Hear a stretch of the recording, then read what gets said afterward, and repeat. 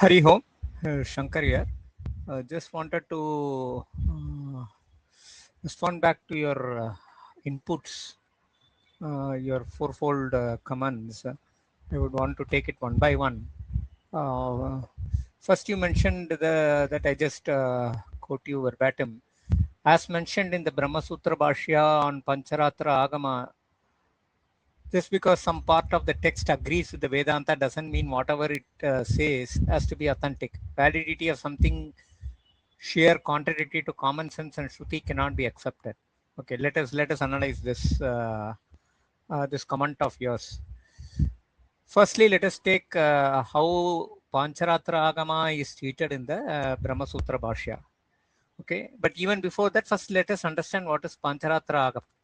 Pancharatra Agama is not a single text. So it is a corpus, it's a samhita of various corpuses within it, subcorpuses within it, including Lakshmi Tantra, Ishvara Samhita, like that. There's a huge corpus of texts there. So Padma Samhita, Bharadwaja Samhita, Vishwamitra Samhita, Vishnu Samhita, Purushottama Samhita, etc. In fact, if you see, there are close to, if I understand right, there are close to 32 Samhitas within the Pancharatra Agama Samhita itself. And the Brahma Sutra Bhashya or the Brahma Sutra itself, Badarayana Maharishi doesn't reject all the entire Pancharatra Agamas. So there is no reference that the entire Pancharatra Agama is rejected by Badarayana Maharishi. Okay, so now coming to the specifics of the Brahma Sutra as per Badarayana Maharishi. So there are four main sutras associated with whatever we're talking. So there's a claim that these four sutras, which are part of the Brahma Sutra, are related to the Pancharatra, and where Badarayana Maharishi rejects these Agama itself. Okay, so let us take these four sutras. The first sutra says Utpatti Sambhava, so which is 2.2.42 as per Sharirika Shankara Bhashya. So which means 2.2.42 reads it owing to the impossibility of origination, which is basically the Ajativada claim that is being made, rejecting the concept of creation or origination of the world. Okay, so this is not specific to Pancharatra Agama. This is one of the general cosmological models which is rejected as part of the Brahma Sutra here. Okay, the second for the next one is 2.2.43, which says that nacha kartuhu karanam, nor from the agent or the instrument. So it is neither creator, it is not, so which means the following the earlier sutra where it says that owing to the impossibility of the origination. Here it is saying that not through any agency also it is created. The third thing is that Vinyana Dibhave va tat pradishedaha. So if the intelligence etc. exists or no warning of that. So that is what it means. And the last one is Viparita Shedacha, and because of contradictions. So it takes four main concepts, okay, which includes the origin theory of cosmological origin or cosmogenesis, and then through the role of agency there. Okay, and an intelligent agency of that, and for overall the contradictions around that. So these are the 4 sutras which are claimed to be part of the Brahma Sutra's refutation of Pancharatra Agamas. Okay, now if you look at these 4 aphorisms, okay, so they are controversial, or they are contradictory interpretations, because there is no consensus between the Bhashyakaras across the Vedanta darshanas or Vedanta sampradayas regarding the numbering and indexing scheme of these 4 aphorisms. For example, Jagadguru Adi Shankaracharya in his Brahma Sutra Bhashya indexes it between 2.42 to 45, as already we seen. And the same numbering scheme is also followed by Madhvacharya in his Brahma Sutra Bhashya. So both the Advaitavadin and the Dvaitavadin, as far as the numbering scheme of these 4 sutras, they agree to it. However, Sri Ramanujacharya in his Sri Bhashya calls number indexes it as part of 2.2.39 to 42. So this is a very simple, this is a very trivial difference in terms of the identification of the index or the sutra references, where in what is the exact sutra number it occurs. Okay, this is a very trivial difference. Okay, now let us get into the more detailed one. Next, there is no consensus between the Bhashyakaras regarding the philosophical school debated about in the 4 aphorisms. Okay, for example, while Adi Shankaracharya and Ramanujacharya agree that these 4 aphorisms deal with the Pancharatra Agama, or the philosophy of Bhagavata. So the Bhagavata Darshana or the Pancharatra Agama, Madhvacharya considered it as part of the Shakti Tantra. So these 4, Badrayana does not explicitly state anywhere it is Pancharatra Agama.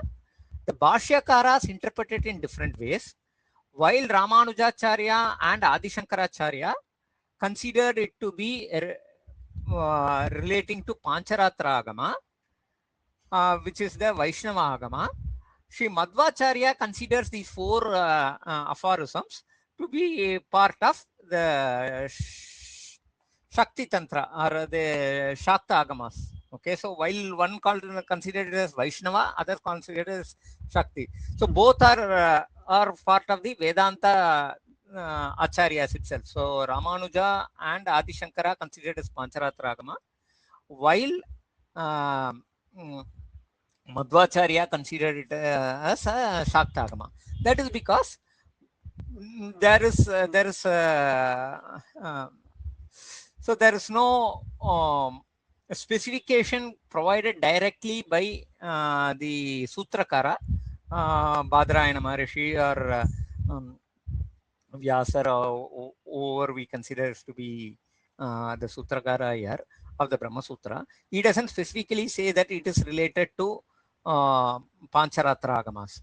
And these points of refutations against origination, against agency, etc., is common to multiple schools, not necessarily to Pancharatra Agama alone. So how did, on what basis this is labeled against only Pancharatra Agama is debatable, and it has already been debated by scholars, okay, and by the acharyas themselves. So the conflict one was very trivial in the sense that the indexing was very different. While Shankara and Ramanuja agreed to it, Shankara and Madhavacharya agreed to it, Ramanujacharya gives a different numbering scheme. The second is more important in the sense of, while Shankara and Ramanuja agree that it is related to Pancharatra Agama, Madhvacharya takes a different thing, and he associates it with the Shakta Tantras. Finally, there is no consensus between the Bhashyakara as to whether the 4 aphorisms reflected to the opponent doctrine or the actual Siddhanta doctrine, whether it is a Purvapaksha or Siddhanta. Here also there is a conflict of interpretation based on the Acharya. So again, Badrayana in his Brahma Sutra, Asa Sutra Karya doesn't specifically state whether it is a Purvapaksha or it is a Siddhanta. While Adi Shankaracharya, for all these 4 only reflect the principle of doctrine of the aphorism in partial refutation of the Badrayana Maharishi. Okay, in partial refutation of the Pancharatra Agama. In other words, according to him, it is essential refutation of the Bhagavata Darshana or the Pancharatra philosophy. In the case of Madhavacharya also, the 4 aphorisms only reflect the Siddhantavada principle doctrine of the Sutrakara. So, which means that the Sutrakara basically propounds Ajativada and non-agency, etc., and that is what is identified. So, it as part of the sutras here. So, it is considered as part of the Siddhantavada. However, according to him, these 4 aphorisms refute the Shakta Tantra, which we already saw. So he says that it is the Siddhantavada of the Sutrakara, but in this Siddhantavada, he refutes the Shakta Tantras and not the Pancharatra Agamas. That is what the claim made by Sri Madhvacharya. Whereas Adi Shankaracharya refers it as a refutation of the Pancharatra Agama. Now let us look to the Vishishtadvaita Bhashya of Sri Ramanujacharya. He says that out of these 4, only the first 2 reflects the Purvapaksha opponents, while the remaining 2 reference the Siddhantavada. The first 2 reflects the Purvapaksha of Pancharatra Agama Vadins, and the remaining 2 reference the Siddhantavada of the Sutrakara. So this is what Ramanujacharya takes it. So the bottom line, if you look at it, between these 3 acharyas itself, there is a difference in the way of interpretations of these 4 aphorisms, whether it reflects upon Pancharatra Agama or not, itself is debated. And if it reflects Pancharatra Agama, whether it is the Purvapaksha or the Siddhanta, is again there is no consensus. Okay, so this being the case, if we generalize that in Vedanta, this is against the Shastras, against the Shruti, and that is why the entire Pancharatra Agama itself is rejected. It doesn't make sense. So, and that claim is only against common sense. Just because 4 points are discussed in the Brahma Sutra, and those 4 points are associated by some acharyas to be part of Pancharatra refutation, only those 4 points are refuted, right? It doesn't mean that the entire Samhita of the Pancharatra Agama itself is rejected, because Pancharatra Agama, including as a very huge presence and glorification in the Mahabharata by none other than Vyasa Maharishi himself. Okay, so various rishis as part of the Mahabharata itself has highlighted the significance of Pancharatra Agama, and Pancharatra Agama is in practice in various temples across India, specifically in South India. All the Divya Deshams are doing it. So if you say that it is contradictory to Shruti, that is your personal opinion, and it cannot be generalized. So we cannot be very judgmental about it. Second thing about common sense. So common sense, if it is here contradictory, just because it is rejected according to you in the Brahma Sutra Bhashya of the four aphorisms, how can you say that it is against common sense? That itself is, is beyond my understanding. So it is, and common sense, if it is beyond common sense, how millions of bhaktas for practice it? So what sounds as devoid of common sense to you, for millions, it is part of that common sense.